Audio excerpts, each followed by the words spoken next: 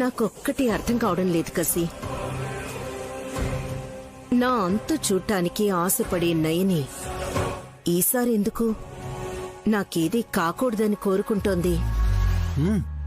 అది కాదని గురువుగారిని కలిసి నీకు రక్షాబంధనాన్ని కల్పించమని వేడుకుందంట. Something is there aunty. Nayani logic ఏంటో అర్థం కావడం లేదు. నన్ను భయభ్రాంతులకు గురిచేసి నా ఆరోగ్యం పాడు చేయాలన్న ప్లాన్ అయితే ఉండదు కదా? చెప్పలేం మమ్మీ, తను ఏం ఆలోచిస్తుందో ఏంటో. రేపేం చేస్తుందో చూద్దామంటీ. తను ఏ స్టెప్ తీసుకుంటుందో దాన్ని బట్టి మనం నిర్ణయం తీసుకుందాం. రేపటితో నయనికి సడన్ గా పుట్టుకొచ్చిన ప్రేమాభిమానానికి అసలు కారణమేంటో తెలిసిపోతుంది.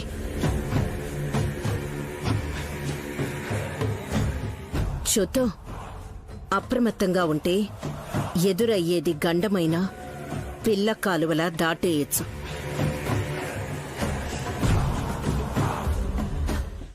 మిమ్మల్ని ఇంటికి రమ్మన్నదే మృత్యుదేవతని అడ్డుకోవడానికి. ఆదుకోకుండా అమలు చేయమన్నట్టు మీరే చెప్తున్నట్టుంది. ఈ పక్షపాతం ఎందుకు స్వామి? స్వార్థం నాకెందుకుంటుంది నయని? జరిగేది చెప్పడం నా ధర్మం అంతే. అర్థిస్తున్నాను, అమ్మవారిని ప్రార్థిస్తున్నాను. అత్తయ్య గారిని మృత్యువు కబళించకూడదు. దైవాన్ని ఎదిరించలేను తల్లి. దారుణాన్నైతే నియంత్రించగలరు కదా స్వామి. ఆలోచించి ఆలస్యం చేయకండి. ఆలోచిస్తున్నది నేను కాదు నయని, తిలోత్తమ. నమ్మాలా వద్దా అని.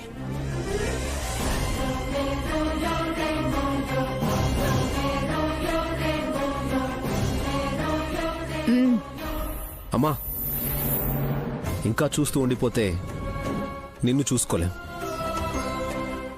మృత్యువుకు తల వంచడం కన్నా మార్గానికి తల ఊపడమే మంచిది. అలాగే. అత్తయ్యకి కూడా బతకాలని అనిపిస్తుంది, చూసారా?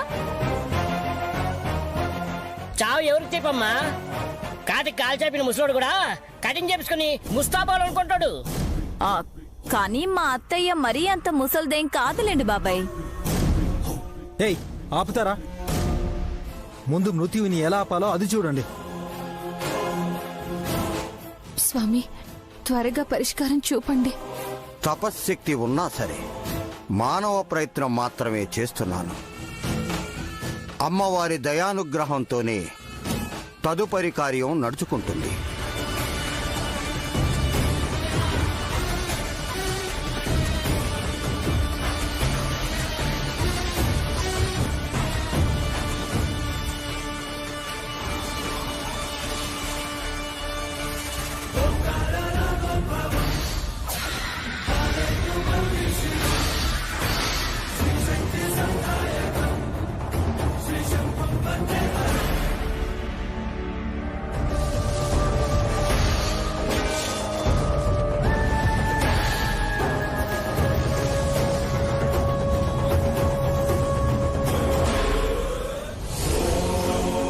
దండ వేయించుకోవాల్సిన అత్తయ్య మెళ్ళో ఈ రుద్రాక్షమాల వేస్తారా స్వామి? విశాలక్షమ్మ వారి ఆగ్రహాన్ని అర్థం చేసుకునేది మహాశివుడు మాత్రమే. రుద్రదేవుడికి ప్రీతికరమైన ఈ రుద్రాక్షమాలని తిలోత్తమ ధరించాలి.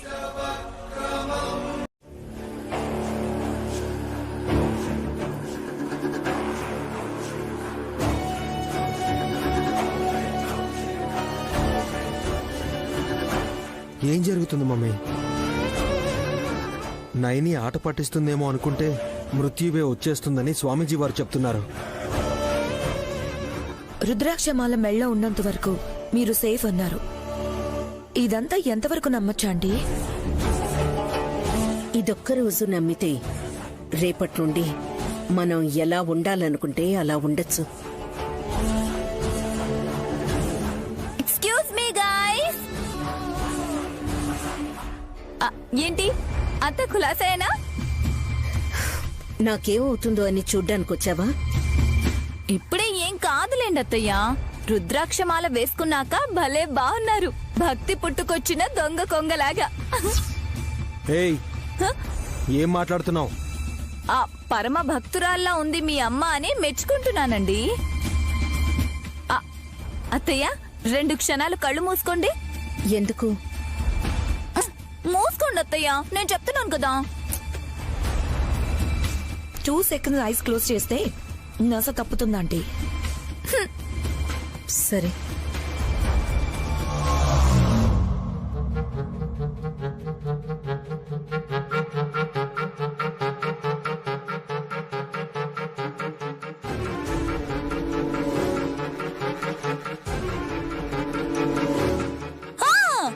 ఇప్పుడు తెరవండి అత్తయ్య. ఏం చేసావు? నువ్వు చెప్పవే డప్పులాడి. Shut up aunty. ఈ మెంటల్ ఆశని మీ నుదుటి మీద 3 నిలువు నామాలు పెట్టింది. నామాలా? నైని పంగనామాలు పెడితే నువ్వు తిరునామాలు పెట్టావా? హే, ఎందుకే ఇలా చేసావు? అత్తయ్య సన్యాసంలో కలిసిపోయిన మహానుభావురాల్లాగా ఎంత ముద్దుగా ఉన్నారో. కావాలంటే ఒకసారి చూసుకోండి. ఇదిగో చూడండి. హే, ఇప్పుడు ఈ బొట్లతో నేను ఇంట్లో తిరిగితే అందరూ నన్ను చూసి నవ్వాలనా? గోవింద నామాలు చూసి నవ్వితే వాళ్ళ కళ్ళు పోతాయి. ఉన్నట్టుండి ఇలా ఎందుకు పెట్టబుద్దయింది నీకు? ఇది పట్టుకోండి, పట్టుకోండి.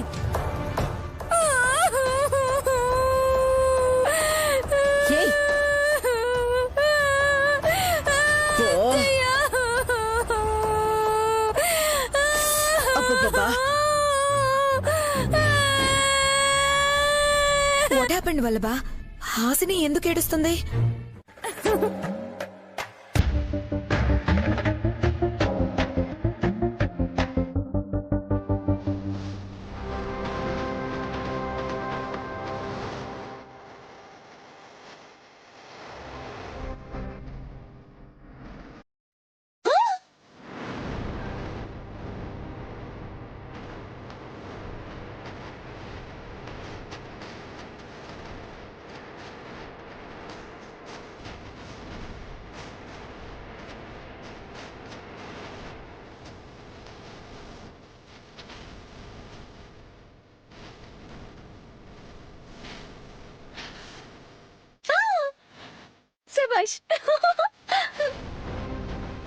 అడ్వాన్స్డ్ గా ఆలోచిస్తున్నాను కదా. నీ మొహమే. బానే ఉంది కదా. ఛే, నేను కూడా ఆవేశంగా వెళ్దాం అనుకున్నాను, కానీ ఎందుకో ఆగిపోయాను. నీ టైం బాగుండి. ఇంకా చూస్తావేంటి కసి? వెళ్ళి ఆరబెట్టుకో, లేదంటే వేరే డ్రెస్ అయినా వేసుకురాపో. నైని వద్దన్నా వినలేదు. ఈ మధ్య అందరూ జారపడుతున్నారు. జాగ్రత్తగా ఉండాలని హెచ్చరిక అనుకుంటా. మా ఆయన వెన్నపూసి విరిగినా బాగున్ను, ఎటువంటి ఎక్స్ట్రాలు ఉండేవే కావు.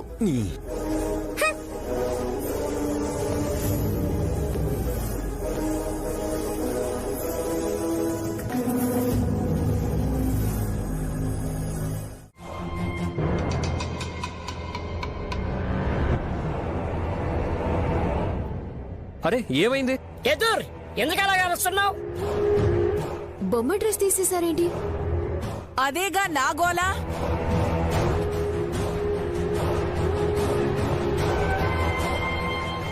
బ్రదర్,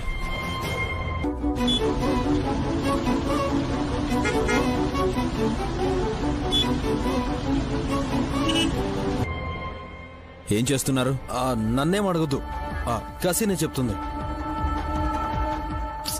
భయపడకు వల్లభా. ఇక్కడ ఏం జరిగిందని? అదే అడుగుతున్నాను, ఏమైందని? ఎలా? నువ్వు బాగు చెల్లి. I will handle this. కసబిసా, నువ్వు నీళ్ల మీద కాలు పెట్టి జారి పడినందుకు 1 కాకపోతే 10 డ్రెస్సులు మార్చు, నిన్నెవరూ అడగరు. కానీ గాయత్రి డ్రెస్ ఎందుకు తీసావు?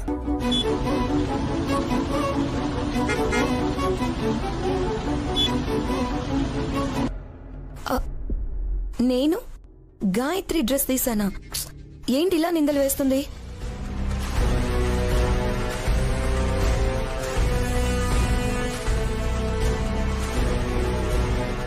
గాయత్రి అంటే జోగయ్య శాస్త్రి గారి మనవరాల గురించి అడగట్లేదు కసి. ఆ బొమ్మకుండే డ్రెస్ ఎందుకు తీసావని అంటున్నారు. ఓ బొమ్మ, నువ్వు చెప్పేంత వరకు నాకు ఐడియా రాలేదు సుమనా.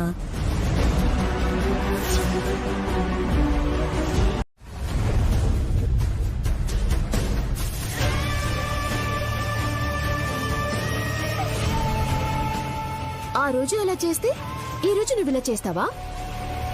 నేను పాలు తాగించలేదు, కాఫీ తాగించాను.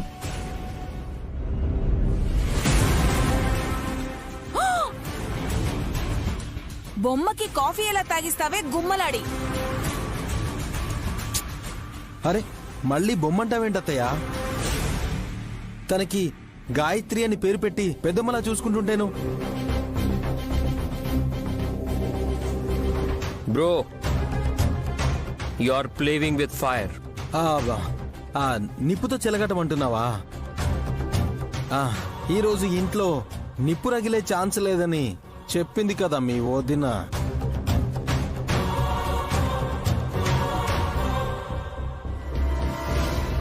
మరి ఆ కాఫీ ఎలా వచ్చింది? ఆర్డర్ చేశాను. మాకు మొబైల్స్ ఉన్నాయి, అందులో యాప్స్ ఉన్నాయి. బుక్ చేస్తే ఏం కావాలంటే అది వస్తుంది. కాఫీ తాగాను, టేస్టీగా ఉంది. మరి నాకు అని ఆశగా చూసింది ఈ బుజ్జి గాయత్రి.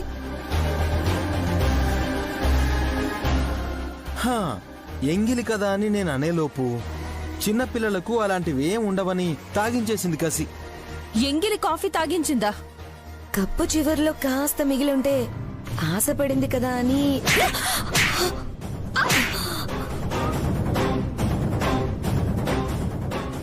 కసి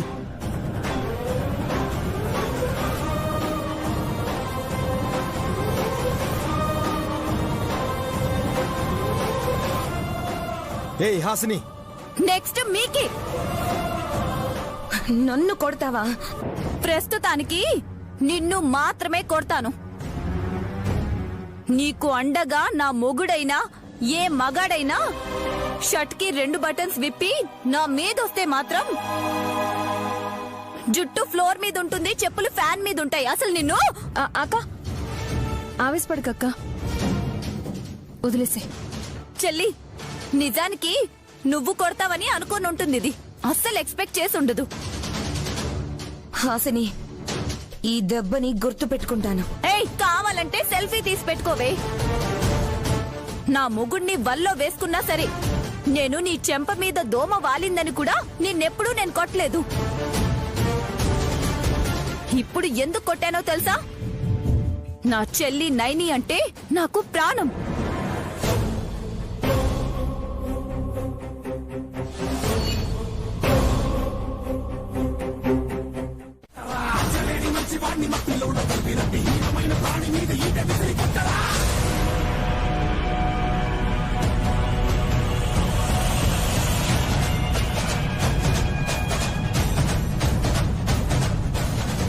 జరుగు జరుగు జరుగు అమ్మ కొరకు దారి తొలగు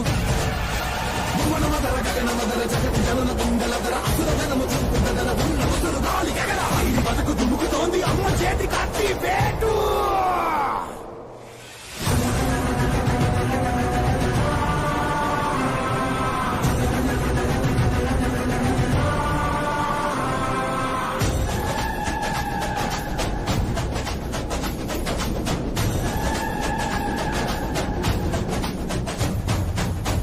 పరాకు అంటూ ఆకాశ వీధిలోన బాణాస్తంచాలు పేరు భద్రకాళి వచ్చేరా. కంగు కంగుమన్న పంబవద్ద ఘోషతోన సత్తువంత కత్తి దూసి సత్యకాళి వచ్చేరా. పసుపు కుంకుమలు గాలిలోన గుడి రేగబట్టి కార కాలి ప్రేమల్లే వచ్చేరా. పిల్లల పెద్దల గుండె జల్లని అల్లాడి పోగ ఎర్రపడ్డ కళ్ళతోన కీలకాలి వచ్చేరా నీడలోన నిమ్మలంగా ఉన్నవాడి ప్రాణాలు తీసినోళ్ళ కోర్తీయ వచ్చేరా సొంతమంటూ చూసుకొని స్వాతి ముఖ్యమంత్రి వాడి కన్నీటికి బదులు చెప్ప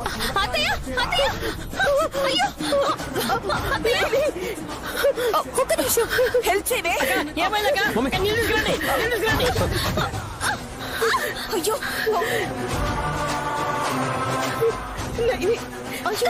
మమ్మీ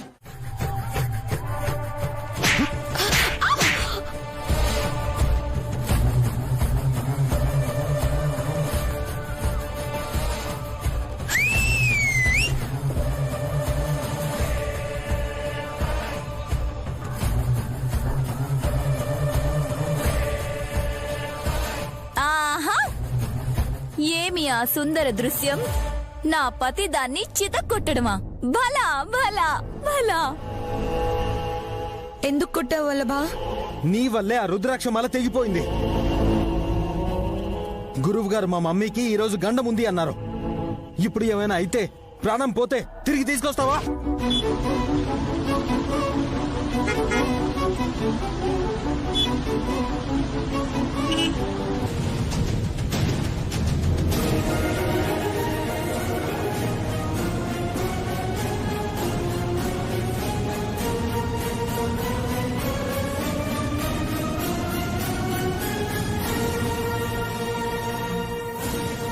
బ్రదర్ కూల్, తనేం కావాలని చేయలేదు కదా.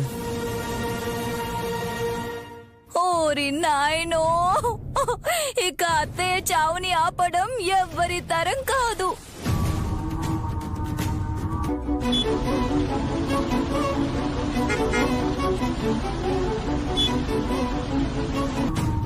ఇందాక ఎక్కడి నుంచో పుట్టుకొచ్చిన మంటని సమయానికి నా చెల్లి చూసి ఆర్పేసింది కాబట్టి సరిపోయింది. సాయంత్రం లోపు మళ్ళీ ఆ గండం ఏ విధంగా వస్తుందో ఏంటో. నేను వెంటనే వెళ్తాను. ఎక్కడికక్కా? మొబైల్లో కొంచెం ఛార్జింగ్ తగ్గింది, ఫుల్ బ్యాటరీ చేసుకొస్తాను. అత్తయ్య చావుని వీడియో తీయాలి కదా, వస్తాను. ఇదో తిక్కబక్కల్ది.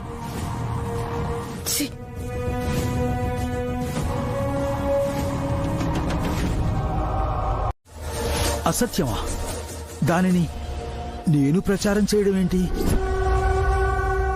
నా వల్ల తెలియక పొరపాటు జరిగుండొచ్చు కానీ తెలిసి గ్రహపాటును కూడా జరగనివ్వను గురువర్యా.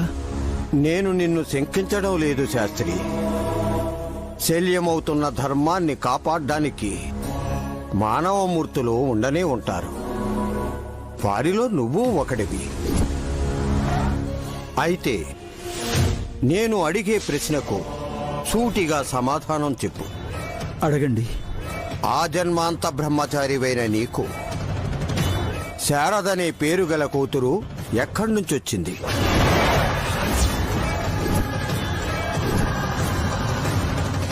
నీ కూతురుకి కూతురు పుట్టడమేంటి? తనకు గాయత్రి అని నామకరణం చేసి ప్రపంచానికి పరిచయం చేయడమేంటి? ఏం జరిగింది జోగయ్య?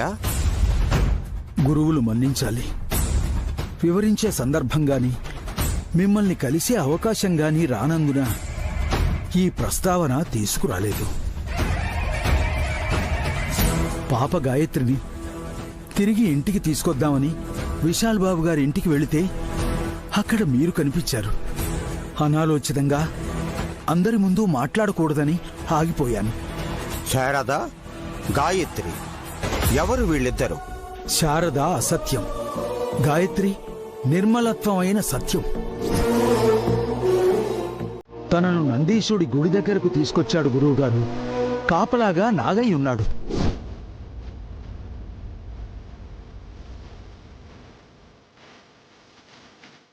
నందీశా, ఆగు నందీశా.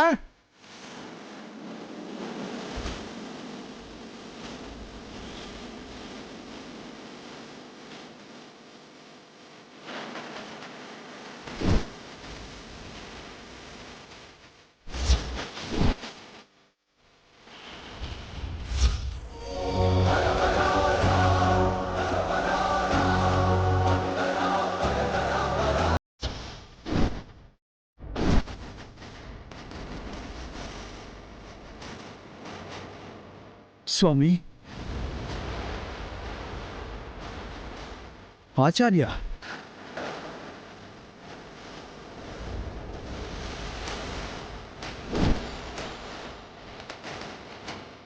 విశాలాక్షమ్మ వారి నాటకం ఈ విధంగా మలుపు తీసుకున్నదన్నమాట. గాయత్రే నైనీ కూతురని ఇప్పుడు శాస్త్రికి గాని నైనీకి గాని చెప్పకూడదు. శత్రువుల దుస్సాహసాలు పసికందు మీద పడకుండా ఉండాలి అంటే సమయం కోసం వేచి చూడాలి.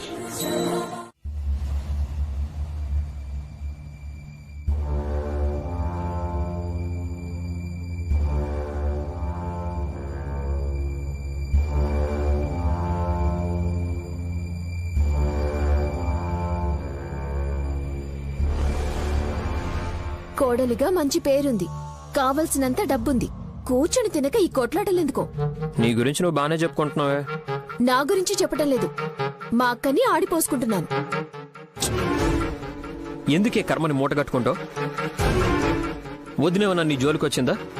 నువ్వే చక్కగా సంతోషంగా ఆడుకుంటున్న గానవిని తీసుకొచ్చి ఉయ్యాల్లో పడేశావు. నేనేం పడేలేదు, పడుకోబెట్టాను. నీకుండే ప్రేమేంతో తెలుస్తూనే ఉంది. ఏం చూసంటున్నారు? నా కూతురికి పాలు కలుపుకొచ్చాను, కనబడట్లేదా?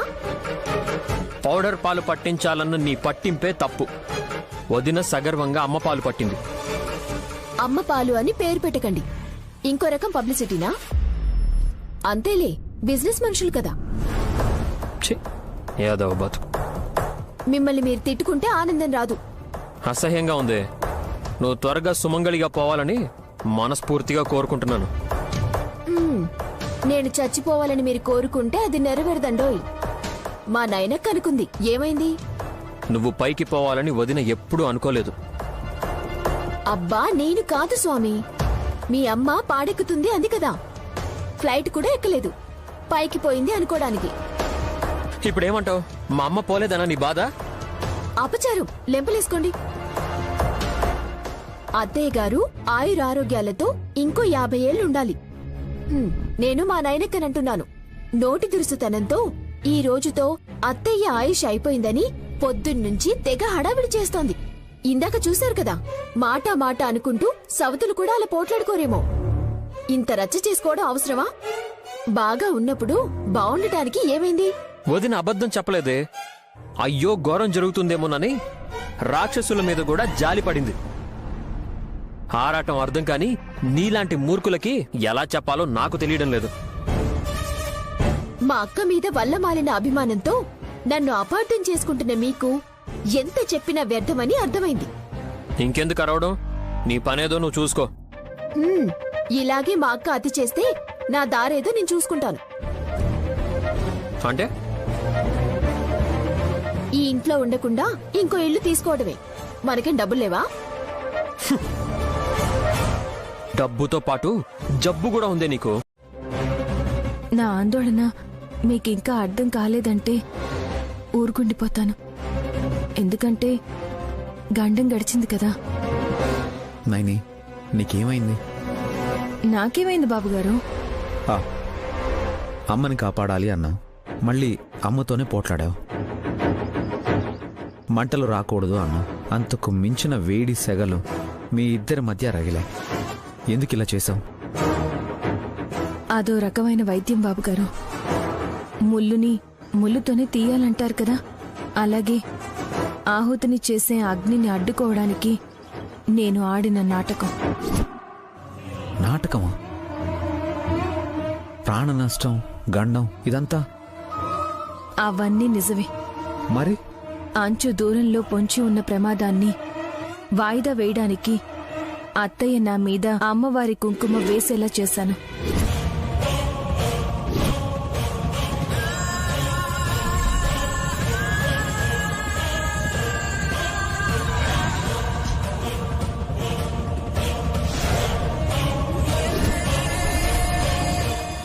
ఏంటి నాయని, ఏం నువ్వు అనేది? ఆవిడి అరచేతిలోని రేఖలే బాణాల్లా దూసుకురాకముందే వాటిని కుంకుమతో కప్పేసేలా చేశాను. నువ్వు చెప్తుంటే చాలా ఆశ్చర్యంగా ఉంది నాయని. ఇదంతా ఎలా ఊహించగలిగావు? సమయస్ఫూర్తిని అలా ఎలా నియంత్రించగలిగాం? మన చుట్టూ పంచభూతాలు మాత్రమే ఉంటాయనుకుంటారు. వాటితో పాటు యమపాసం తన ధర్మాన్ని పాటిస్తూ ఉంటుంది. మృత్యువు విలయతాండవం చేయడం ప్రాణం విడిచే ప్రతి జీవి చూడగలుగుతుంది. అది నేను గమనించగలిగాను. అప్రమత్తం అయ్యి అత్తయ్యని కాపాడాను. బతికిపోయిందా అమ్మ? ఇంకో మాటలో చెప్పాలంటే బతికించావు నాయని, పునర్జన్మనిచ్చావు. నేను బతికించింది అమ్మగారి చేతులు తన బలవ్వడానికి. పునర్జన్మ ఎత్తింది తిలోత్తమత్తయ్య కాదు, గాయత్రమ్మ గారు. నైని, నువ్వు ఆరాటపడకుండా వదిలేయాల్సింది. బూడిదైపోయేది మా అమ్మని చంపిన అమ్మ. ఏం ఆలోచిస్తున్నారు బాబు గారు? నథింగ్. నువ్వేదో ఆలోచిస్తున్నావని డిస్టర్బ్ చేయకుండా సైలెంట్గా ఉన్నాను. రేపు పెద్దయ్య వస్తారు బాబు గారు. గాయత్రిని వాళ్ళ ఇంటికి తీసుకెళ్లిపోతారు. ఆ బోసి నవ్వులు కనిపించవు. అవునైని, పాపని చూస్తుండగానే 10 రోజులు గడిచిపోయాయి. ఏం జరిగిందమ్మా? మా అక్కకి ఒక బిడ్డ పుడితే అవసరం లేదు.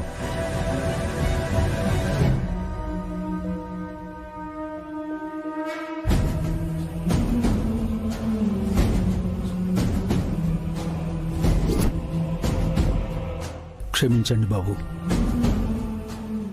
దయగల తల్లి నైనమ్మకి ఏ అన్యాయం జరిగిందో తెలుసుకుందాం అనుకున్నాను. తెలుసుకున్నా మీరు మాత్రం చేసేదేముంది?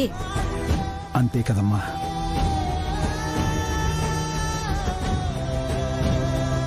ఇక దయచేస్తే మంచిది.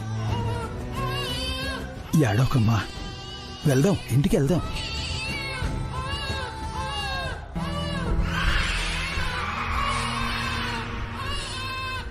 వెళ్ళబుద్ధి కావడం లేదేమో.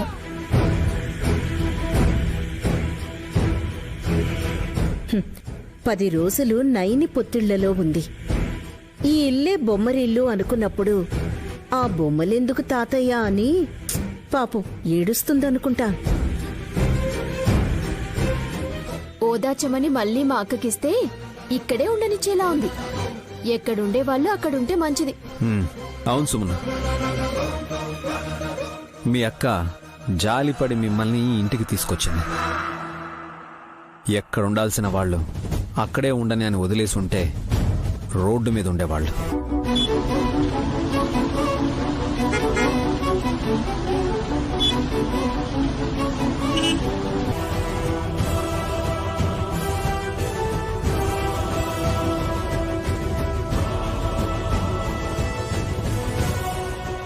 అదే కదా, ఆ రోజులు మర్చిపోయారు. ఎన్నో రోజులు ఉండేవాళ్ళం కాదు. డెలివరీ అవ్వగానే ఆస్తులు పంచమని నా కొడుకు పుండరీనాథాన్ని తీసుకొచ్చేవాణ్ణి. నేనైనా అంతే, గానివిని తీసుకొచ్చుకునేదాన్ని. గానవిని నువ్వెలా తీసుకొస్తావమ్మా?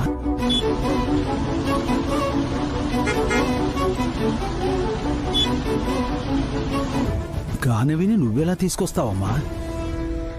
నేను తీసుకురాకపోతే ఇంకెవరు తీసుకొస్తారు? అంటే నా ఉద్దేశ్యం. శాస్త్రి గారు, ఏమీ అనుకోకండి. ఈ ఇంటి విషయాలు మీకు అర్థం కావు. అడిగి ఆందోళన పడకండి. గానవి నయనమ్మ కూతురు కదా, సుమనమ్మ నా కూతురు అని చెప్తోందేంటి? ఏమిటో అంత అయోమయంగా ఉంది.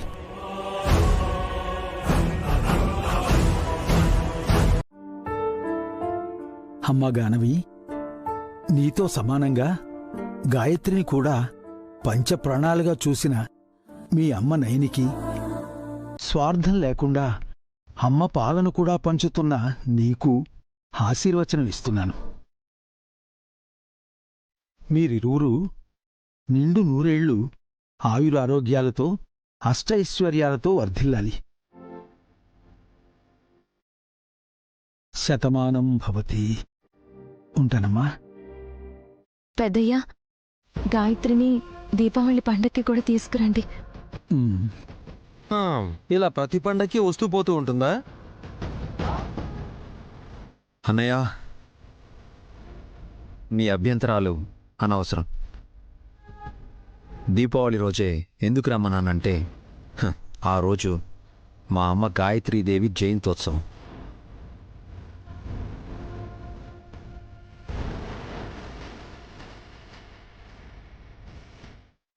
అలాగే ఆమె స్థాపించిన గాయత్రి గ్రూప్ ఆఫ్ కంపెనీస్ వార్షికోత్సవం. 3 పండగలు అనుకోండి, రచ్చ రచ్చ చేసేద్దాం. టపాసులు కసి మూతి మీద నుండి పేలుస్తా. రాకెట్ మా ఆయన ప్యాంట్లోకి పంపిస్తా. చిచ్చుబుడ్డి అత్తయ్య చీరలో పెడతా. హే తింగర్ కోడలా, సంబరాన్ని సమస్యగా మార్చద్దు. పెద్దయ్య మీరు వెళ్ళండి. మంచిదమ్మా. అమ్మా గాయత్రి, అమ్మకి టాటా చెప్పు. విశాల్ని నాన్న అనేయండి, తప్పే ఉంది. పాలిచ్చిన తల్లి, ప్రేమించిన తండ్రి. అరే టైటిల్ బాగుంది. మీరు వ్యంగ్యంగా అన్నా సరే నా మనసుకు తృప్తిగా ఉంది.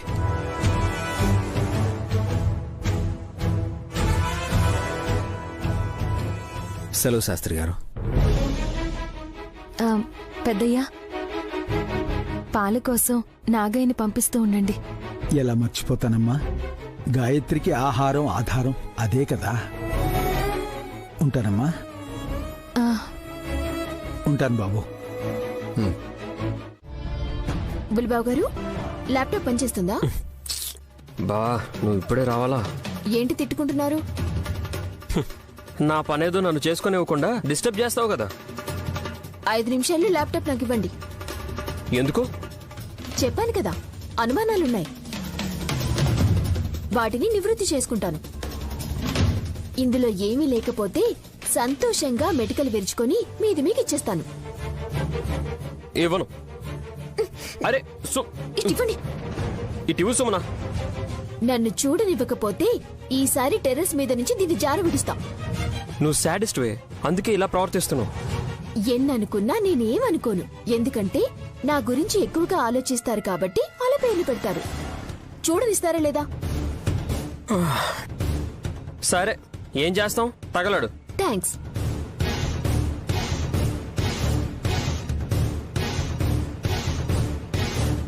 స్పెషల్ గులాబ్ జామున్. నైని నోరు ఊరిపోతుంది, త్వరగా పెట్టు. ఇదిగోండి. వాహు నైని, నీ చేతి గులాబ్ జామున్ ఎప్పుడు ఒకేలా టేస్టీగా నోట్లో కరిగిపోయేలా ఎలా వస్తాయి? ఏం మ్యాజిక్ చేస్తావు నైని? ఈ మ్యాజిక్ నాది కాదు బాబు గారు, ఎంటీఆర్ గులాబ్ జామ్ మిక్స్ది. ఇంత త్వరగా ఇంత టేస్టీగా ఎలా నైని? ఎంటీఆర్ గులాబ్ జామ్ మిక్స్ తో సాఫ్ట్ మరియు పర్ఫెక్ట్ గులాబ్ జామ్స్ తయారవుతాయి. ఇంక తయారీ చాలా సులువు. 3 స్టెప్స్ మాత్రమే. పిండిని గుండ్రంగా ఉండలుగా చేయడం, ఆయిల్లో ఫ్రై చేయడం, తర్వాత చక్కెర పాకంలో వాటిని వేయడం. అంతే, tasty MTR gulab jam ready. అందుకే బాబు గారు, ఎంటీఆర్ ఇండియాలోనే నెంబర్ 1 గులాబ్ జామ్ మిక్స్. అవునా? వావ్ నైని, ఇంత సింపులా? అయితే నేను next time MTR gulab jamun mix వాడి నీకు గులాబ్ జామున్ చేసి పెడతాను. కానీ నాకిప్పుడు ఇంకోటి ఇవ్వు.